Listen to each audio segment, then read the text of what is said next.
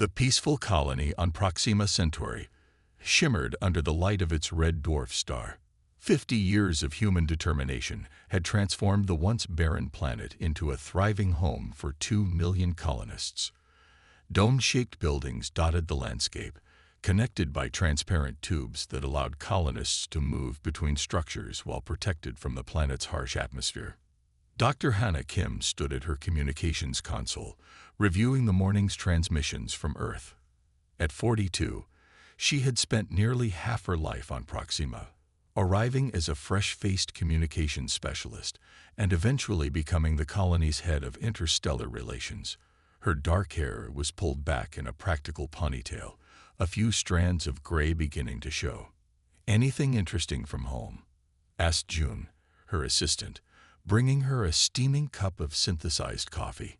"Just the usual updates," Hannah replied, taking the cup gratefully. "New entertainment packages, personal messages, science updates." She sipped the coffee and grimaced slightly.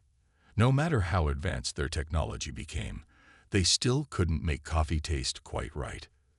The communications center hummed with quiet activity as technicians monitored signals from Earth and the handful of other human outposts. The colony's morning was proceeding like any other, until the alarms began blaring. "Unidentified objects approaching from Sector 7, announced a young technician, his fingers flying across his console. Multiple signatures, moving fast. Hannah set down her coffee and moved quickly to the main monitoring station. "Show me." The screen displayed 12 objects decelerating as they approached Proxima's orbit. They were massive, each larger than the biggest Earth vessels. Their design was unlike anything in human records, with sleek, angular hulls that seemed to absorb rather than reflect light. "No identification signals," reported the technician. "They're not responding to standard greeting protocols." "Open all channels," Hannah ordered, a chill running down her spine. The colony had no significant defenses. They had never needed them. Space exploration had revealed no advanced civilizations in their corner of the galaxy, until now. "This is Proxima Colony calling unidentified vessels. We are a peaceful settlement and welcome first contact with your species. Please respond." The silence that followed stretched uncomfortably. June looked at Hannah, fear evident in his eyes.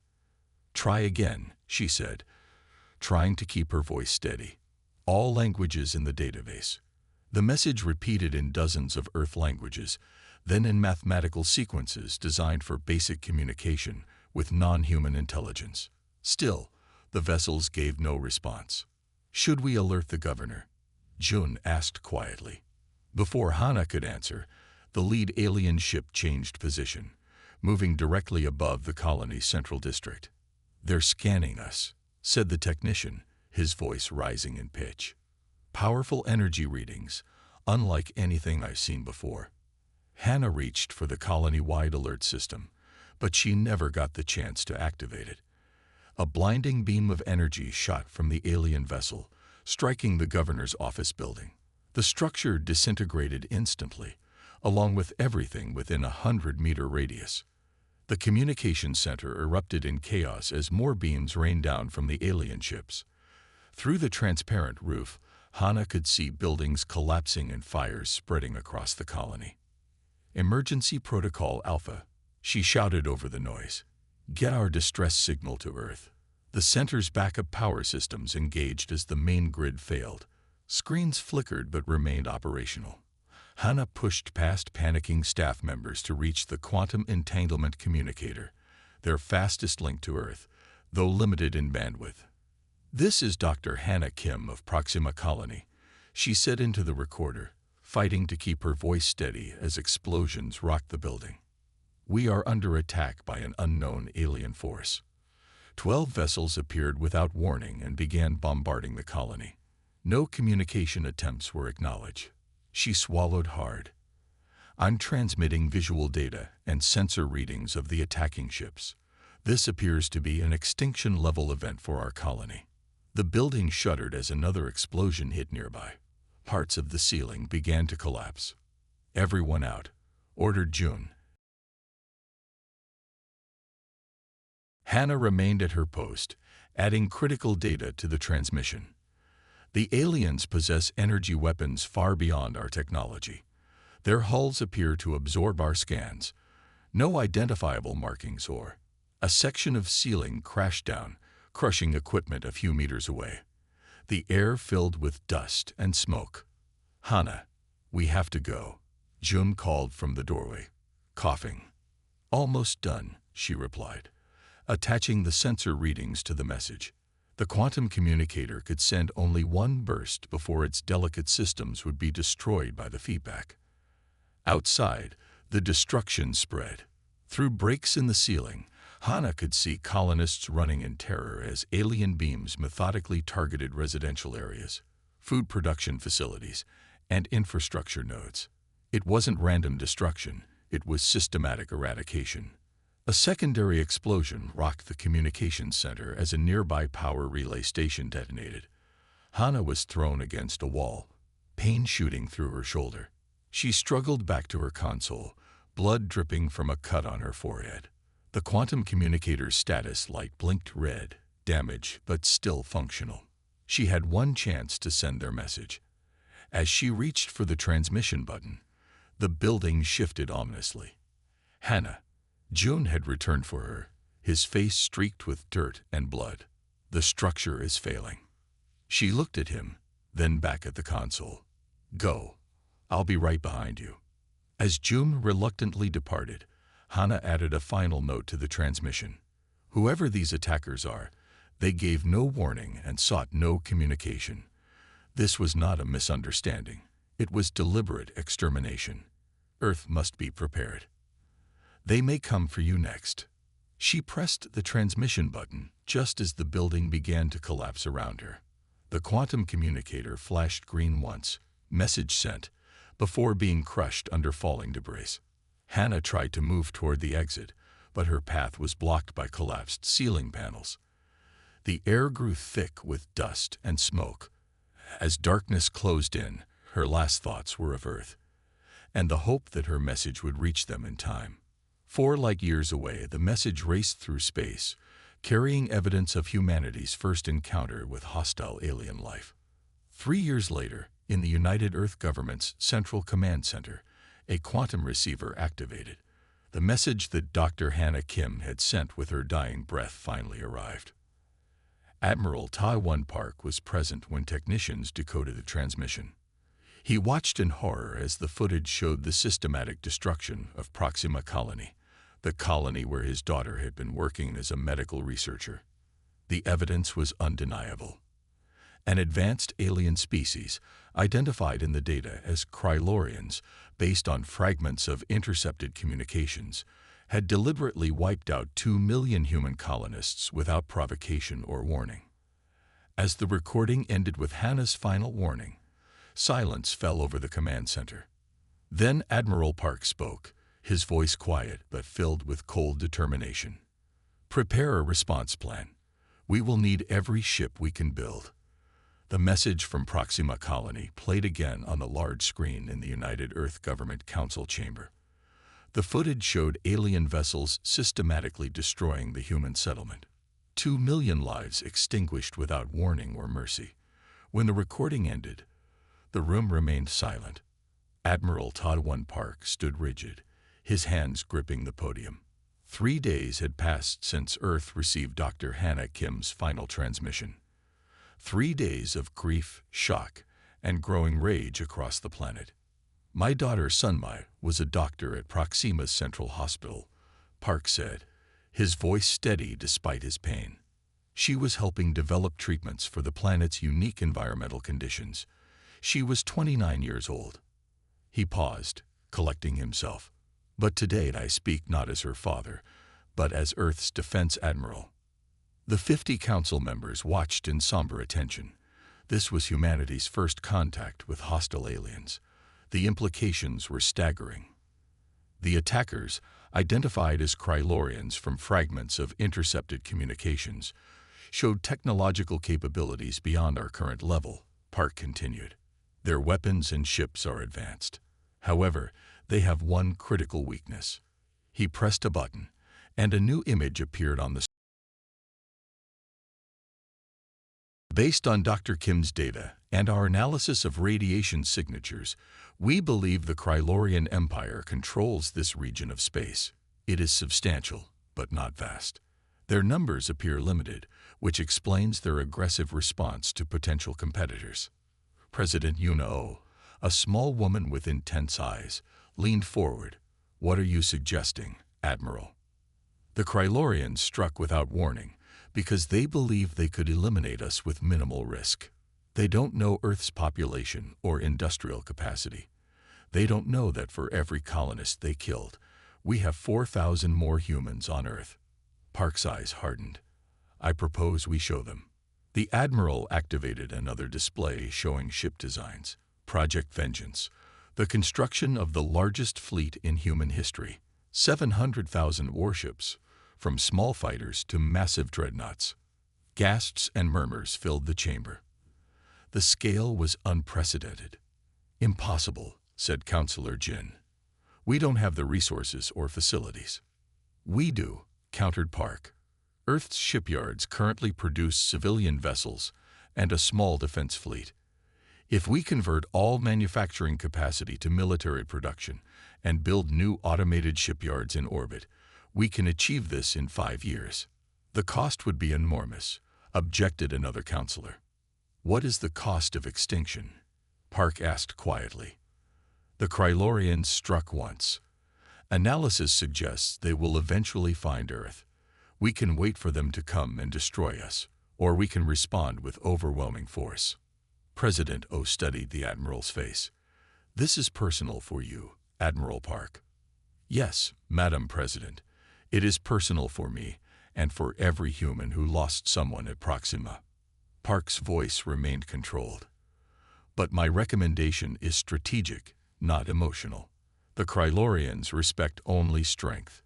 We must demonstrate that attacking humanity carries an unacceptable cost." The Council debated through the night. By morning, Project Vengeance was approved. The next 5 years transformed Earth. Every country contributed resources to the massive war effort. Shipyards expanded across Earth orbit and the Moon. Asteroid mining operations increased tenfold to provide raw materials. Research teams worked tirelessly to develop technologies to counter Krylorian advantages. Admiral Park worked from a simple office in the Orbital Command Center. The walls displayed only one personal item, a photo of his daughter Sunmai in her medical uniform. "The Dauntless-class destroyers are ahead of schedule," reported Commander Minho, entering with a data tablet. "The new antimatter drives are performing beyond expectations." Park nodded, studying the production charts. "And the larger vessels. The first 100 dreadnoughts will be ready next month. Each carries enough firepower to level a continent." Park's eyes remained on the reports. "Have you reviewed the latest intelligence on Krylorian psychology?" Minho handed over another tablet. "Yes, sir. Our xenopsychologists have analyzed the communication patterns from Dr. Kim's data. The Krylorians appear hierarchical and supremely confident. They've likely never faced serious military resistance. They respect only dominance," Park said, repeating the conclusion he'd reached years ago. "They must learn that humanity will not be easily exterminated." As months passed, the fleet grew. Ships filled Earth orbit in vast formations, a metal armada unlike anything humans had ever built. Pilots trained in massive simulators. Weapons systems were tested in the outer solar system. Intelligence officer Jai-Yun Song developed a comprehensive profile of the enemy. In her presentation to fleet commanders, she explained, "The Krylorians evolved as apex predators on a resource-poor world. Their history is one of conquest rather than cooperation. They expand methodically, eliminating potential competitors before they become threats. Like stepping on anthills before they grow," commented one commander. "Precisely," Jai-Yun agreed. "They don't see us as equals, merely as pests to be removed. Their empire has existed for thousands of years without meaningful opposition." Admiral Park watched the fleet's final assembly from his command ship. 700,000 vessels arranged in precise formation, stretching beyond what the eye could see. the might of humanity concentrated in a single purpose. The day before departure, Park addressed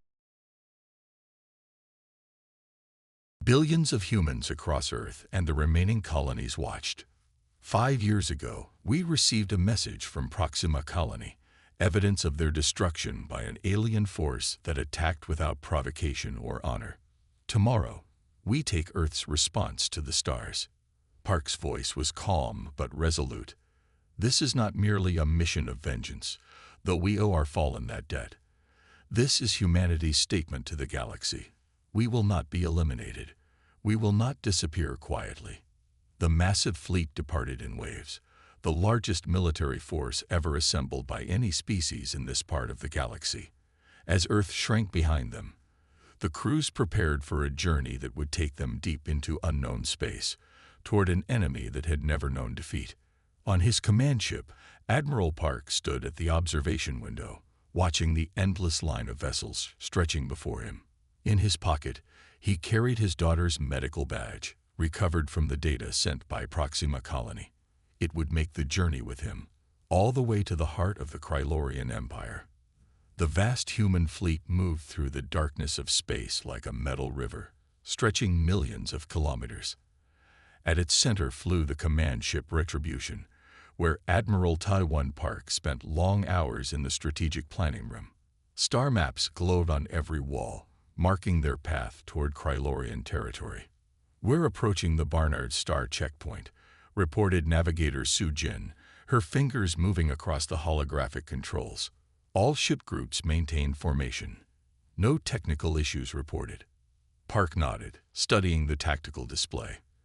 The fleet had traveled for 3 months since leaving Earth, their advanced antimatter drives pushing them faster than any human vessels had gone before. Still, the journey to Krylorian space would take another 4 months. "Any sign of alien activity in this sector?" Park asked. "Nothing, sir. As expected, this region appears uninhabited." The Admiral's expression remained neutral, but inside, he felt a mix of determination and doubt. Was he leading humanity on the right path? Would this massive force prove sufficient against an enemy that had mastered interstellar warfare centuries ago? He touched the small medical badge in his pocket, his daughter's badge from Proxima Colony. The smooth metal reminded him why they had come. Throughout the fleet, life settled into routines. Ships ran combat drills daily. Crews studied what little they knew of Krylorian technology and tactics. Many spent their free time in virtual reality simulators, practicing for the battles to come. On the scout ship Pathfinder, Commander Daho Lee prepared his team for their first mission. The small vessel was designed for stealth, with advanced cloaking technology that made it nearly invisible to sensors. "We'll separate from the main fleet tomorrow," Daho told his crew of 12. "Our mission is to penetrate Krylorian territory ahead of the Armada and gather intelligence. How close will we get to their worlds?" asked pilot Jun Seo, the youngest crew member at 24. "As close as necessary," replied Daho. "We need to confirm their defensive positions and numbers. The fleet can't go in blind." The Pathfinder detached from the main fleet the next day, accelerating ahead while engaging its cloaking systems. For 2 weeks, the scout ship traveled deeper into unexplored space, its sensors constantly scanning for alien activity. The first sign of Krylorian presence came near a small rocky planet orbiting a yellow star. "Energy signatures detected," reported Sensor Officer Kyung, consistent with the patterns recorded at Proxima Colony. Daho ordered the ship to maintain distance while they observed. Through their telescopes, they could see a small outpost on the planet's surface. Several Krylorian vessels moved in orbit. "It's an outpost, not a colony," Daho noted. "Appears to be a monitoring station." For 3 days, the Pathfinder observed the outpost, recording Krylorian ship movements and communications. On the 4th day, Kyung made a disturbing discovery. "Commander, I've detected non-Krylorian signals coming from the surface," she said, her voice tight. "They appear to be distress calls, but in a language our systems can't translate." Daho studied the signals. Another species, possibly captives.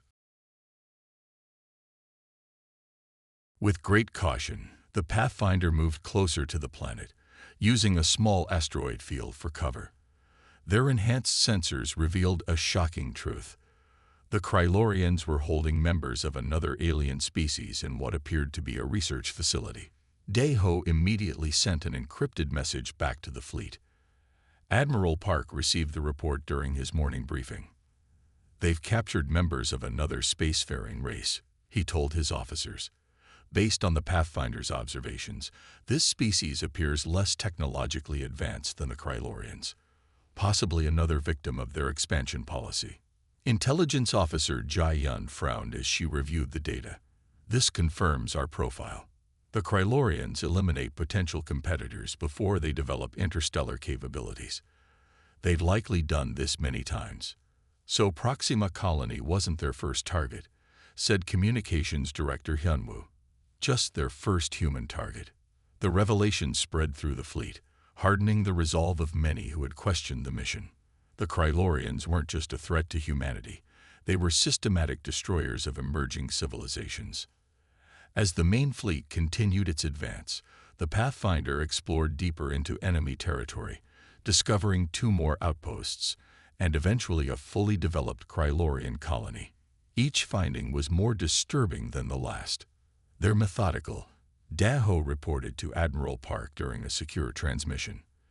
"Their empire expands in a spiral pattern, clearing each sector before moving to the next. They leave no potential rivals alive." Admiral Park called his senior officers to discuss this new intelligence. Among them was combat strategist Mike Young, who had studied ancient Earth military history for insights. "The Krylorians have never faced serious opposition," Mike Young observed. "Their tactics are efficient but predictable. They rely on technological superiority rather than numbers or complex strategies. Like an exterminator who always uses the same poison," added Weapons Officer Jabwa. "Exactly." Mike Young nodded. "They have a formidable advantage in technology, but potential weaknesses in adaptability and numbers." Admiral Park considered this information carefully. "Then our strategy remains sound. We will overwhelm them with numbers while using our diversity of ship classes to create confusion." As the journey continued, tensions rose among the fleet's leadership. During a strategic meeting, Colonel Hyun-ki argued passionately for total war. "They destroyed our colony without mercy," he said, his voice rising. "We should do the same to every Krylorian world we find." "We are not them," Park replied firmly. "We seek justice, not genocide." "Justice?" Hyun-ki scoffed. "What justice can there be for 2 million dead?" The Admiral stood, silencing the room with his quiet authority. "If we exterminate their species, we become what we're fighting against. Our response must be overwhelming but measured. We will destroy their military capability and hold those responsible accountable." The debate continued throughout the fleet. Some crews favored complete destruction of the Krylorian civilization. Others argued for restraint, suggesting that after military victory, diplomatic relations might be possible. As they entered the final month of their journey, the Pathfinder returned with critical information: detailed scans of the Krylorian defense network and the location of their homeworld. "Their central defense systems are concentrated around their core worlds," Daho explained, displaying a 3-dimensional map. "They never expected an attack from a species they considered inferior." Admiral Park studied the map carefully, then began outlining the final approach plan. The human fleet would divide into 3 massive groups, approaching from different vectors to confuse Krylorian defenses. "We will announce our presence only when all groups are in position," Park instructed. "Let them feel the full weight of humanity's response at once." As the fleet neared Krylorian space, final preparations were made. Ships were checked and rechecked. Weapons were primed. Messages were sent back to Earth, many soldiers recording what might be final words to loved ones. Admiral Park stood alone in his quarters the night before they would cross into Krylorian territory. He held his daughter's medical badge, turning it slowly in his fingers. "We're almost there. Suddenly," he whispered, "justice is coming. Retrieseth." The human fleet reached the edge of Krylorian space, dividing into three massive groups as planned. Admiral Park stood on the bridge of the Retribution, watching the tactical display as 700,000 ships moved into their final positions. The moment he had prepared for during 5 long years was finally here. "All groups report ready, Admiral," said Communications Officer. Park nodded. "Activate the quantum communication network. I want all ships linked for simultaneous action." Engineers had developed special communication systems that allowed the entire fleet to coordinate with minimal delay. This technology would be crucial in the coming battle. "Network active," reported Hyunwoo. "All ships connected." The Admiral took a deep breath. "Begin Operation Vengeance. All ships reveal positions and power up weapon systems." Across a vast region of space, 700,000 human warships suddenly appeared on Krylorian sensors. The alien empire had no warning. Their outposts, colonies, and defense stations detected the human armada simultaneously. "Open channels to all Krylorian frequencies," Park ordered. "Broadcast in their language and ours." Admiral Park stood tall as the cameras focused on him. His message would be seen throughout the Krylorian Empire. "I am Admiral Todd 1 Park of Earth. 5 years ago, your forces destroyed our colony at Proxima Centauri, killing 2 million innocent people without warning or provocation. We have come for justice." Across Krylorian space, alarms spread rapidly. Their military commanders had never seen such a massive fleet. Most had never even heard of humans before the Proxima colony attack. The first Krylorian response came quickly. A small defense fleet near the border launched toward the human ships. 20 Krylorian vessels against 2,000 human fighters. The aliens clearly expected their superior technology to overcome the numbers difference. "They're targeting Group 3, reported Tactical Officer Jinho. "Engaging with energy weapons similar to those used at Proxima." Admiral Park watched calmly. "Let Squad Alpha engage. Keep other units in reserve." 200 human fighters moved to intercept the Krylorian vessels.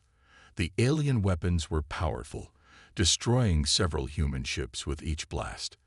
But the human fighters swarmed around them like angry bees, firing from all directions.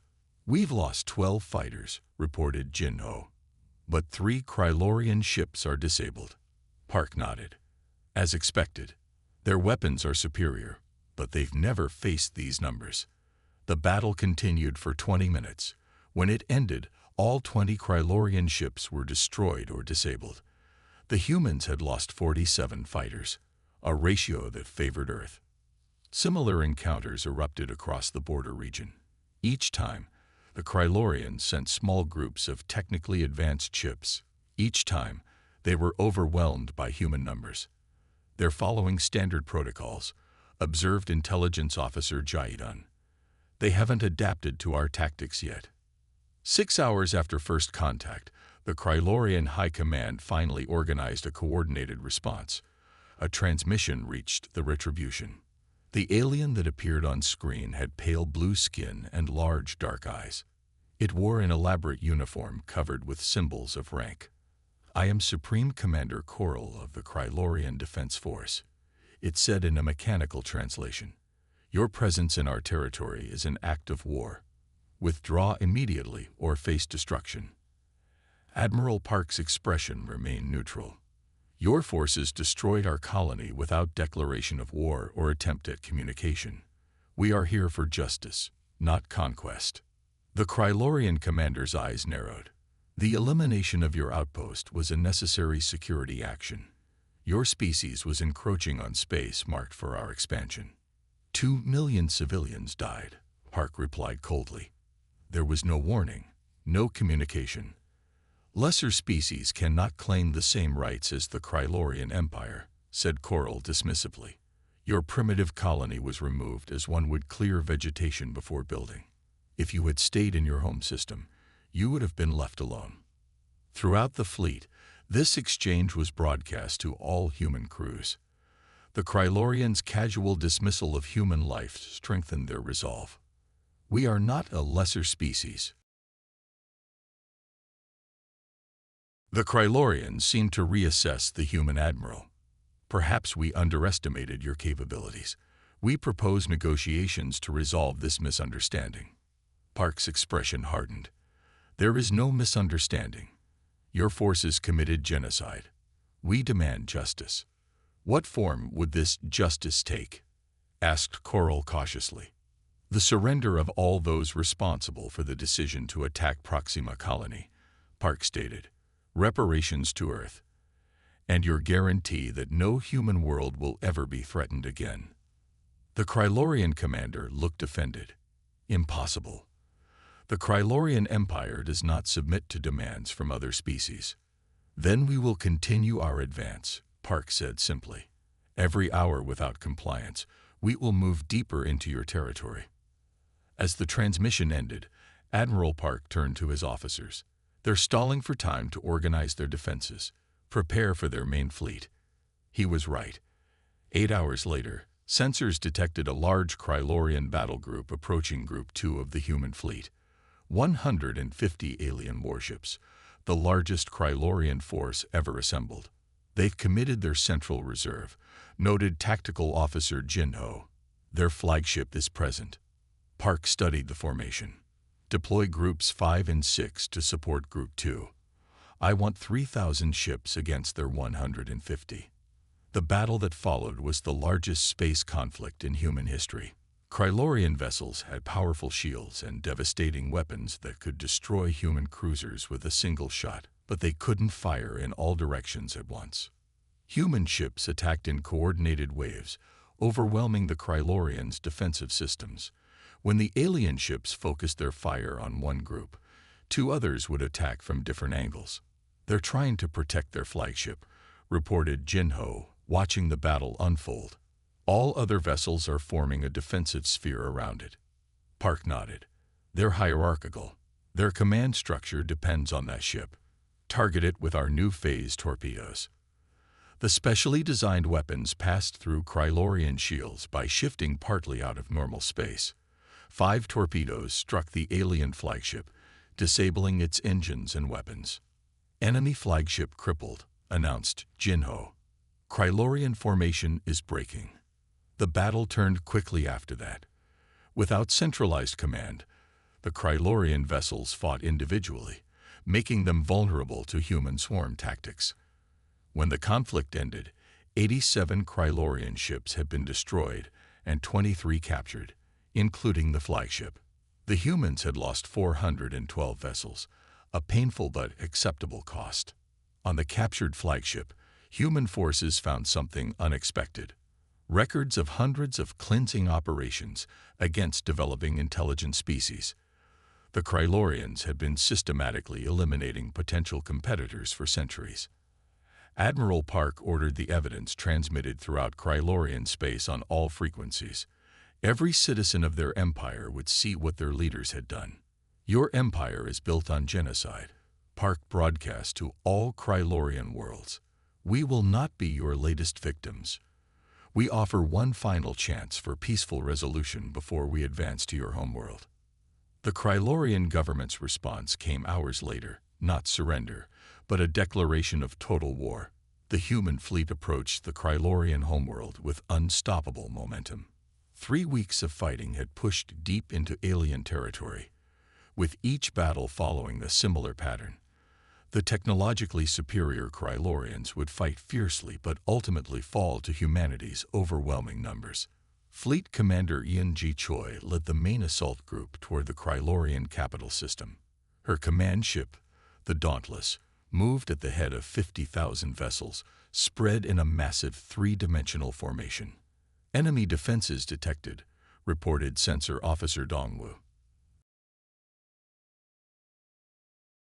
Yunjie studied the tactical display. 200 Krylorian warships protected their homeworld, arranged in concentric rings around the blue-green planet.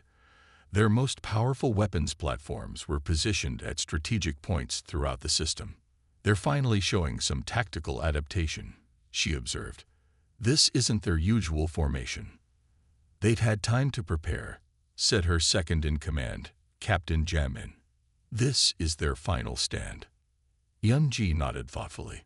Throughout the campaign, she had studied Krylorian battle tactics, looking for weaknesses. The aliens relied heavily on their technological edge, using powerful long-range weapons to destroy enemies before they could get close. Their ships were designed for frontal assaults, with their strongest shields and weapons facing forward. "They still think linearly," she said after a moment. "Notice how their formations create a wall between us and their planet. They expect us to attack head-on." She touched her console, bringing up a three-dimensional planning grid. "We won't give them what they expect. Divide our forces into 5 waves. The first wave will approach directly, drawing their fire. The remaining waves will attack from above, below, and both sides of the orbital plane." Her officers quickly implemented the plan. The human fleet split into 5 massive groups, with only the first visible to Krylorian sensors. The other 4 used the system's natural bodies, moons, asteroids, and even the system's second planet, to hide their approach. "First wave in position," reported Captain Jamin. "All ships ready." Yunji took a deep breath. "Begin the attack." 10,000 human ships advanced toward the Krylorian homeworld in a direct approach. The aliens responded as expected, their powerful weapons lashing out from maximum range. Human vessels fell by the dozens, then hundreds, as energy beams and plasma torpedoes tore through their ranks. But they kept coming, absorbing the punishment while maintaining formation. The Krylorians were so focused on the frontal assault that they failed to notice the other human groups moving into position. "Second through 5th waves in final position," said Jamin, "awaiting your command." Yunji watched as the first wave closed to medium range. "Execute flanking attack now." 40,000 human ships suddenly appeared from all directions, catching the Krylorian defense fleet in a massive crossfire. The aliens tried to reposition their vessels, but they were too slow to respond to the multi-directional threat. "They're breaking formation," reported Tactical Officer Mincio. "Their defensive line is collapsing." The battle for the Krylorian homeworld lasted 5 hours. When it ended, the alien fleet was destroyed, their orbital defenses reduced to floating debris. The humans had lost over 3,000 ships, a painful cost, but one that left the bulk of their forces intact. Admiral Park arrived with the Retribution and the rest of the command fleet shortly after the victory. He surveyed the results of the battle with a mixture of satisfaction and solemnity. "Prepare landing craft," he ordered. "I want Marine Division 1 ready to secure the Imperial Palace." The Krylorian Emperor, Supreme Leader Azor, watched the human ships descend toward his capital city through a palace window. For the first time in his long life, he felt fear. His advisors had assured him that these humans were primitive, barely worth noticing. Now they had shattered his fleet and stood at his doorstep. "Your Eminence," said his chief counselor nervously, "perhaps we should consider their terms." Azor turned, his pale blue skin flushed with anger. "The Krylorian Empire does not surrender to lesser beings." "But, Your Eminence, they've destroyed our fleet. We have no defense against their numbers." Before the Emperor could respond, the palace security system chimed. The main doors had been breached. Human soldiers in powered armor moved through the ornate halls, their weapons ready but not firing unless met with resistance. Admiral Park led a small group of officers into the throne room, where Azor waited with his remaining guard. The Admiral walked confidently toward the alien ruler, stopping a few meters away. "Emperor Azor," Park said formally, "your empire has committed crimes against humanity and numerous